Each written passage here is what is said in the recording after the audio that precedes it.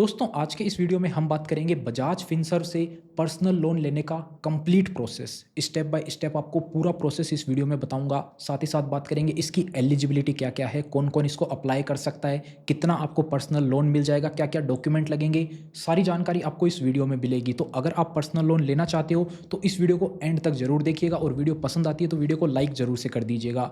तो सबसे पहले आपको वीडियो के डिस्क्रिप्शन में बजाज फिनसर्व की वेबसाइट का लिंक मिल जाएगा, उस पर क्लिक करके आपको इस वेबसाइट पे आ जाना है। जैसा कि आप देखेंगे 55 लाख रुपए तक का लोन आपको मिल सकता है यहाँ से। कुछ पॉइंट की बात करें, कोई भी हिडन चार्जेस नहीं है, कोई भी कोलेटरल रिक्वायर्ड नहीं है, यानी कि जो भी चार्जेस है वो आपको ट्रांसपेरेंट तरीके से सब कुछ पहले ही बता दिया जाएगा। अप टू 96 मंथ तक का आप लोन ले सकते हो, यानी कि 8 साल तक का आपको लोन यहाँ पर मिल जाएगा। उसके अलावा एक एग्जाम्पल दे रखा है, 20,000 से 50 लाख के बीच में आप कोई भी अमाउंट डाल के अपना चेक कर सकते हो। लेट्स से अपन डालते हैं कि हमें 2 लाख रुपए का लोन लेना है, तो अब 2 लाख डालेंगे, 60 महीने का लोन लेना है, तो यहाँ पर आपकी जो टर्म लोन की ईएमआई बनेगी वो आ गई 4,348 रुपये की आपकी ईएमआई बनेगी। 11% का अगर आपका इंटरेस्ट चार्ज होता है तो टोटल अमाउंट आपको बता दिया जाएगा कि आपको 60,909 रुपये एक्स्ट्रा पे करना पड़ेगा इंटरेस्ट के रूप में। यहाँ पर आप देख सकते हो जो भी प्रोसेसिंग फ़ीस है वो आगे अभी अपन एग्जांपल देखेंगे, पूरा अप्लाई भी करेंगे। उसके अलावा आप यहाँ पे आप देख सकते हैं फीचर्स की बात करें तो 5 मिनट के अंदर जो है आपका लोन अप्रूव हो जाता है। उसके अलावा एलिजिबिलिटी क्राइटेरिया की बात करें तो इंडियन नेशनैलिटी का कोई भी पर्सन अप्लाई कर सकता है। उम्र 21 साल से 80 साल के बीच होनी चाहिए। काम कर रहा हो प्राइवेट पब्लिक कहीं भी एमएनसी में भी काम कर रहा हो। सिविल स्कोर जो है 685 या उससे ज़्यादा होना चाहिए। कस्टमर सेल्फ एम्प्लॉयड भी हो सकता है, चाहे सैलरीड हो, दोनों चलेगा। डॉक्यूमेंट में क्या क्या लगेगा, केवाईसी डॉक्यूमेंट लगेगा। अब क्या क्या हो सकता है केवाईसी डॉक्यूमेंट, तो आप यहाँ पर लिस्ट देख सकते हो। आधार कार्ड सबसे कॉमन है, पैन कार्ड सबसे कॉमन है, तो ये 2 डॉक्यूमेंट से भी आपका काम हो जाएगा। बाकी भी आप लिस्ट देख सकते हो। सैलरी स्लिप 3 महीने की, एम्प्लॉय आईडी, गैस पाइप का बिल हो, राशन कार्ड, यूटिलिटी बिल, बाकी आप लिस्ट देख सकते हो। उसके अलावा अब बात कर लेते हैं लोन को अप्लाई करने की। तो यहाँ पर आपको अप्लाई का ऑप्शन मिल जाएगा, इस पर आपको सबसे पहले क्लिक कर देना है। जैसे ही आप क्लिक करेंगे तो आपके सामने मोबाइल नंबर डालने का ऑप्शन आएगा। आपको अपना मोबाइल नंबर डाल के गेट ओटीपी पे क्लिक कर लेना है। जैसे ही आप क्लिक करेंगे ओटीपी आएगा आपके नंबर पे, वो डाल के आपको सबमिट कर देना है। जैसे ही आप सबमिट करते हैं उसके बाद में आपको देखिए यहाँ पर कंसेंट का ऑप्शन आएगा, इस पर आपको टिक करना है और कंटिन्यू पे आपको क्लिक कर देना है। कंसेंट देनी पड़ेगी। ये आप टिक करने के बाद में आपसे पर्सनल डिटेल पूछी जाएगी। पर्सनल डिटेल में क्या है, मैं इसको थोड़ा सा ब्लर कर देता हूँ पर्सनल रीजन के हिसाब से। बाकी यहाँ पे आपको name, gender, DOB, PAN number, employment type आपसे पूछा जाएगा। सैलरीड या सेल्फ एम्प्लॉयड आप वहाँ पे सेलेक्ट कर सकते हैं। पिन कोड और सिटी डाल के आपको कंटिन्यू पे क्लिक कर देना। ये सारी डिटेल डालने के बाद आप कंटिन्यू करेंगे। उसके बाद में आपसे यहाँ पर पूछा जाएगा इनकम वेरिफिकेशन के लिए। अब इनकम वेरिफिकेशन के लिए आपको क्या है कि इस पेज पे आपको कुछ नहीं करना है, केवल आपको कंटिन्यू करना है, लेकिन उसके लिए आपको बैंक की परमिशन देनी पड़ेगी। उसके लिए आपको कंटिन्यू करेंगे तो सबसे पहले आपको बैंक अकाउंट सेलेक्ट करना है जहाँ पे आपकी सैलरी आती है। वो सेलेक्ट करने के बाद में आपको कंटिन्यू करना है। वो बैंक सेलेक्ट करने के बाद आप देखिए यहाँ पर आपको कंसेंट देनी पड़ेगी। आप कंसेंट देंगे, उसके बाद में आपके बैंक अकाउंट पे ओटीपी जाएगा, वो ओटीपी आपको डालना है।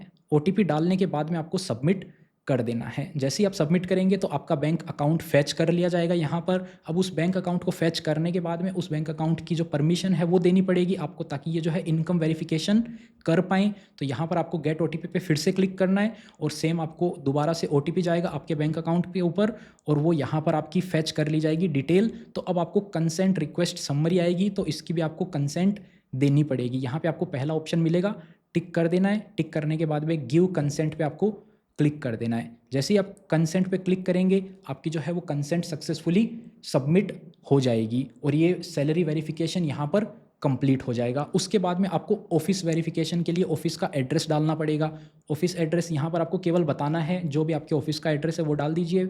Area, sector, street, landmark, pin code, city डाल के आपको कंटिन्यू पे क्लिक कर देना है। ये हो गया। इसके बाद में आपको पर्सनल लोन कितना आप एलिजिबल हैं वो अमाउंट बता दिया जाएगा। जैसा कि आप देख सकते हो मेरे केस में 8,33,330 रुपये तक का लोन एलिजिबल है और 63 मंथ तक के लिए एलिजिबल है। तो अब इतना लोन आप ले सकते हो, इसमें से कम आपको चाहिए, ये एलिजिबिलिटी आ गई आपकी। एक तरह से इन्होंने वो फैच कर लिया। अब मिलेगा कितना, आप कितना लेते हो वो आगे पता चलेगा, तो इसको आपको कंटिन्यू कर देना है। उसके बाद में आपको कंटिन्यू करने के बाद में लोन की समरी बता दी जाएगी। अब जैसा कि आप देख सकते हो कितना अमाउंट है, कितनी प्रोसेसिंग फ़ीस लग रही है, वो भी आपको यहाँ पर ही दिखा दी जाएगी टोटल।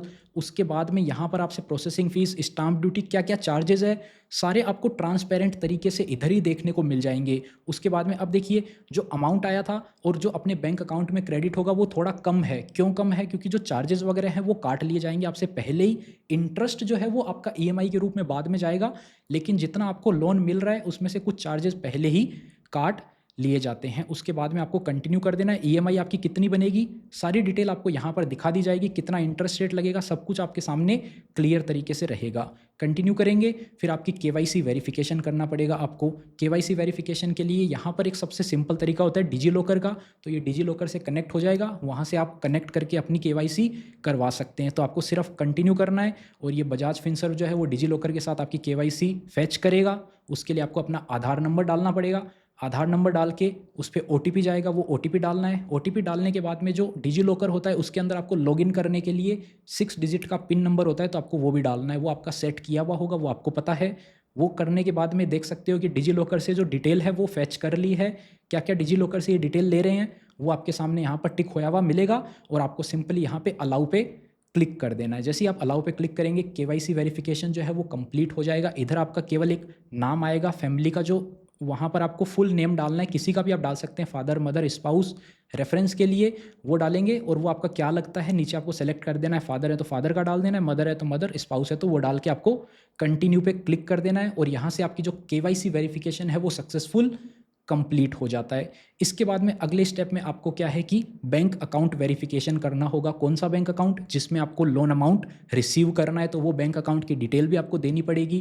तो यहाँ पर आप देखेंगे पेनी ड्रॉप कन्फर्मेशन बोलते हैं इसको, कि आपके बैंक अकाउंट में 1 रुपया डाल करके वो चेक करेंगे कि वो बैंक अकाउंट आपका ही है ना, सब कुछ क्लियर तो है ना। तो आपको यहाँ पर ऐड बैंक अकाउंट में कर देना है। अकाउंट होल्डर का नाम डालना है, आईएफएससी कोड डालना है, अकाउंट का नंबर डाल देना है, बैंक अकाउंट नंबर जो भी है। उसके बाद में सेविंग अकाउंट है तो सेविंग पे आपको टैप करके कंटिन्यू कर देना है। और जैसे ही आप इसको कंटिन्यू करेंगे यहाँ पर 10 सेकंड का ये टाइम लेगा और 10 सेकंड के अंदर अंदर आपका बैंक अकाउंट भी जो है वो सक्सेसफुली वेरीफाई हो जाएगा। और यहीं पे आपका जो है एप्लीकेशन भी लोन का सक्सेसफुल सबमिट हो जाएगा। अब क्या है कि यहाँ पर जो डॉक्यूमेंट वेरिफिकेशन किए जाएंगे, आपके डॉक्यूमेंट वेरिफिकेशन के बाद में आपकी एलिजिबिलिटी चेक करी जाएगी, कितना आपको लोन मिल सकता है। जो आपने ये डॉक्यूमेंट दिया ये ऑनलाइन तरीके से ई वेरिफिकेशन होएगा, ई साइन होएगा। और एग्रीमेंट साइन होने के बाद में आपका जो लोन अमाउंट है वो आपके बैंक अकाउंट में डिसबर्स कर दिया जाएगा। और इसमें कोई भी ज़्यादा टाइम नहीं लगता है, 10-15 मिनट के अंदर ये सारा प्रोसेस हो जाता है। तो इस वीडियो में इतना ही था। अगर आपको भी बजाज फिनसर्व की तरफ से पर्सनल लोन लेना है तो लिंक आपको वीडियो के डिस्क्रिप्शन में मिल जाएगा, वहाँ से आप ज़रूर से इसको चेकआउट कर सकते हैं। मिलते हैं आपसे फिर किसी नए और इंटरेस्टिंग वीडियो में, तब तक के लिए अपना ख्याल रखिएगा।